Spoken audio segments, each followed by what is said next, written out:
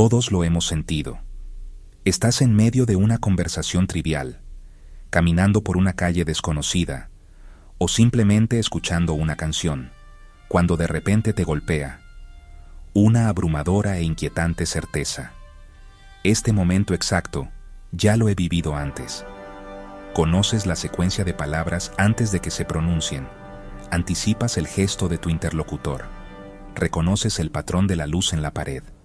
Es el déjà vu, un fantasma de la memoria que se materializa en el presente, desafiando la lógica más básica de nuestra existencia, la flecha inexorable del tiempo. Durante siglos, hemos relegado esta experiencia al territorio de lo inexplicable, un simple glitch cerebral o una curiosidad psicológica. Pero, ¿y si esta sensación fugaz fuera en realidad una ventana? Una grieta en el muro de nuestra percepción que nos permite vislumbrar la verdadera naturaleza del tiempo y de nuestra propia conciencia?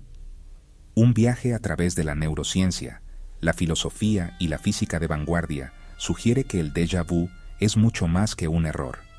Es un mensaje, un eco que nos llega desde los confines mismos de la realidad, y su desciframiento podría cambiarlo todo. La ciencia tradicional nos ofrece una explicación seductoramente simple. El déjà vu es un fallo en la fábrica de la memoria. Nuestro cerebro, una máquina imperfecta, que a veces se equivoca. Esto podríamos verlo como un cortocircuito neuronal. Imagina al cerebro como una orquesta perfectamente sincronizada. El lóbulo temporal, especialmente una región llamada hipocampo, es el director, encargado de almacenar y recuperar recuerdos.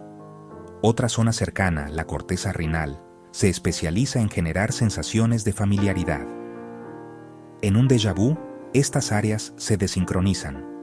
La corteza rinal, quizá por un pequeño pico eléctrico similar al de la epilepsia leve, se activa sin motivo, gritando, «Vaya, esto me parece familiar», mientras el hipocampo, buscando desesperadamente el archivo correspondiente, responde, «No encuentro nada». El resultado es esa sensación paradójica, un reconocimiento intenso y vacío.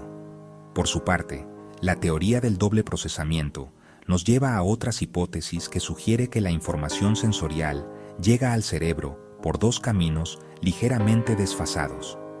Si una ruta se retrasa milésimas de segundo, la segunda señal, idéntica a la primera, se interpreta como un eco, como la repetición de algo ya vivido. Es como si el cerebro se enviara a sí mismo un mensaje duplicado y se confundiera con el remitente. Estas explicaciones son elegantes y tienen un sólido respaldo empírico. Pacientes con epilepsia del lóbulo temporal a menudo experimentan déjà vu antes de sus crisis, y podemos inducir la sensación en laboratorios con estimulación eléctrica. Parece que el caso está cerrado. Somos víctimas de un espejismo neurológico. Pero, ¿por qué entonces la sensación es tan vívida, tan específica? ¿Por qué no es solo una vaga familiaridad, sino a veces un conocimiento preciso de lo que va a ocurrir en el siguiente instante? Para responder a esto, debemos adentrarnos en un reino más profundo, el de la experiencia subjetiva en sí misma. Si nos adentramos dentro de lo que algunos investigadores denominan la perspectiva fenomenológica, que se podría traducir coloquialmente como cuando el presente se vuelve pasado, entramos en lo que podríamos llamar la explicación convencional, que, metafóricamente, podríamos llamar el cerebro que tropieza. A principios del siglo XX, el filósofo Henri Bergson propuso una idea revolucionaria. ¿Y si el déjà vu no es un error de memoria, sino una alteración en nuestra percepción del tiempo? Stefano Micali, continuando esta línea de pensamiento, da un giro crucial. El problema no está en el futuro. Nuestra conciencia, en cada instante, no es un punto estático.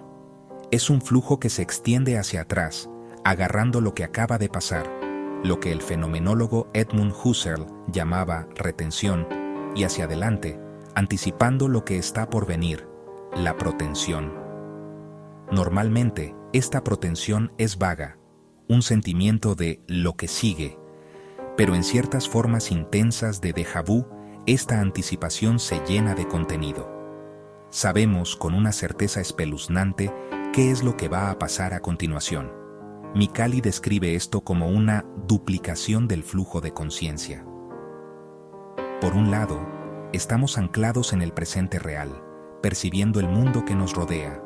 Por otro, surge un segundo flujo mental, un doble virtual de la experiencia, donde las pretensiones aparecen ya cumplidas, como si estuviéramos recordando el futuro en tiempo real. La angustia surge cuando estos dos flujos convergen.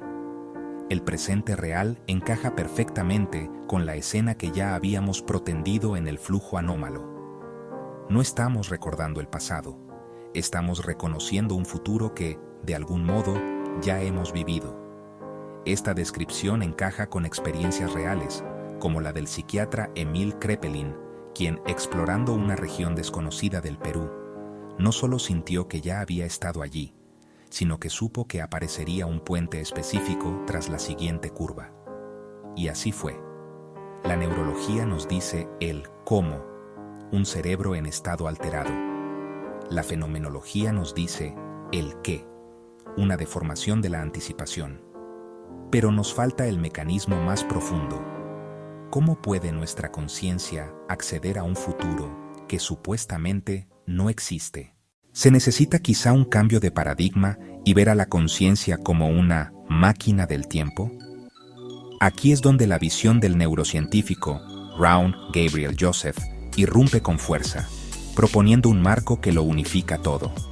Su tesis es audaz. La distinción entre pasado, presente y futuro es una ilusión. El tiempo, como demostró Einstein, es relativo. Para un fotón que viaja a la velocidad de la luz, el tiempo no transcurre. Todo su viaje, desde el Big Bang hasta hoy, es un único ahora eterno.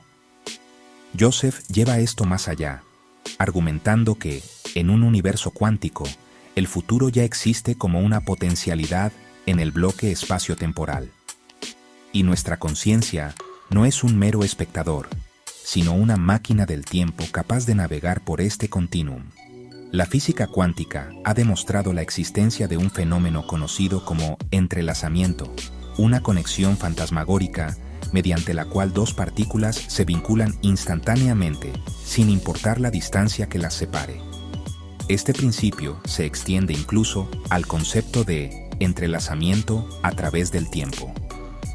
Experimentos recientes, como los de Megiddo, han demostrado que este entrelazamiento puede ocurrir a través del tiempo. Un fotón puede entrelazarse con otro que aún no existe. Joseph postula que nuestra conciencia, siendo un sistema cuántico, también está entrelazada con sus propios estados pasados y futuros. Por otro lado, la información superlumínica y el eco en el tiempo nos dicen: si algo viaja más rápido que la luz, según la relatividad, viaja hacia atrás en el tiempo. Joseph sugiere que la información del futuro inminente puede llegar a nuestra conciencia a estas velocidades superlumínicas. Este paquete de información impacta primero en nuestra mente, creando la pretensión anómala, el conocimiento de lo que va a pasar. Un instante después, el evento mismo se desarrolla a la velocidad de la luz en nuestra realidad perceptual. La coincidencia entre ambos genera el déjà vu. Es un eco que llega antes que el grito.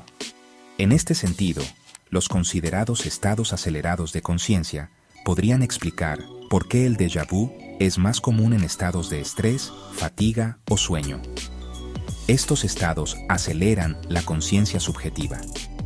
Y tal como un astronauta que viaja a velocidades relativistas, envejece más lentamente y se acerca al futuro, una conciencia acelerada contrae el espacio-tiempo subjetivo, acortando la distancia perceptual con el futuro que ya está ahí.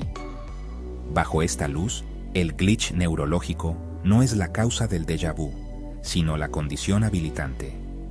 Es el estado cerebral que hace que la conciencia sea más permeable, que sintonice mejor con la información que fluye a través del entrelazamiento temporal. Al integrar estas capas conceptuales, las explicaciones más especulativas adquieren una nueva resonancia. Un ejemplo fascinante lo encontramos en la teoría de la memoria discarnate de vidas pasadas, propuesta por el parapsicólogo Naresh Kumar.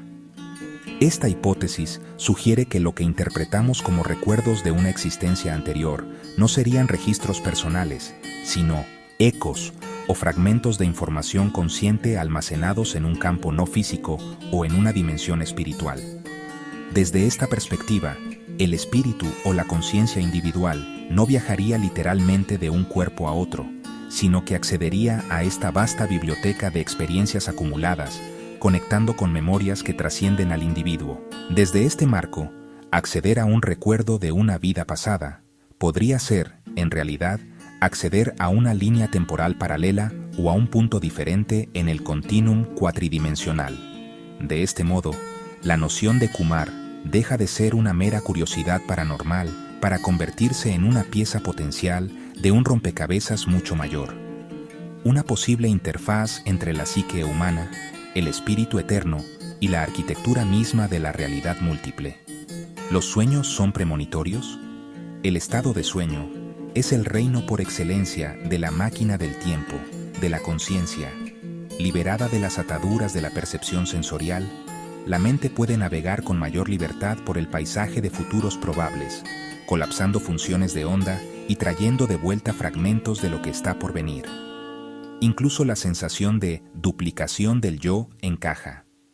Si la conciencia puede acceder al futuro, entonces, en cierto modo, hay un yo futuro que ya ha vivido este momento y está enviando un eco hacia atrás. El yo del presente y la sombra del yo futuro se superponen brevemente, creando la ilusión de dos seres en uno. Ateniéndonos a las fronteras de lo posible, considerando a la memoria, a lo que algunos llaman espíritu y a los multiversos, el déjà vu sería un mensajero del misterio. El déjà vu, por lo tanto, deja de ser una simple curiosidad, se erige como un fenómeno liminal, un punto de contacto entre la neurología, la física fundamental y la filosofía de la mente. Es la prueba sensorial, íntima y personal, de que nuestra concepción lineal del tiempo es una construcción útil, pero profundamente incompleta. Nos revela que la conciencia no está confinada al cráneo, sino que está entrelazada con el tejido mismo del cosmos, un participante activo en una danza temporal mucho más compleja de lo que jamás habíamos imaginado. Cada episodio de Déjà Vu es un susurro, un mensajero que nos recuerda que el pasado no está muerto, que el futuro no está por escribirse, y que el misterio último no reside en las estrellas lejanas, sino en la naturaleza de este instante presente, eterno y siempre nuevo, que llamamos ahora. La próxima vez que sientas esa sombra de familiaridad imposible, no la descartes. Detente, escúchala. En ese escalofrío placentero, en ese estremecimiento de lo inexplicable, se esconde quizás la más profunda de las verdades, que somos en esencia viajeros en el tiempo, exploradores eternos navegando por el océano sin orillas de un universo que es, en sí mismo, un eterno y majestuoso déjà vu.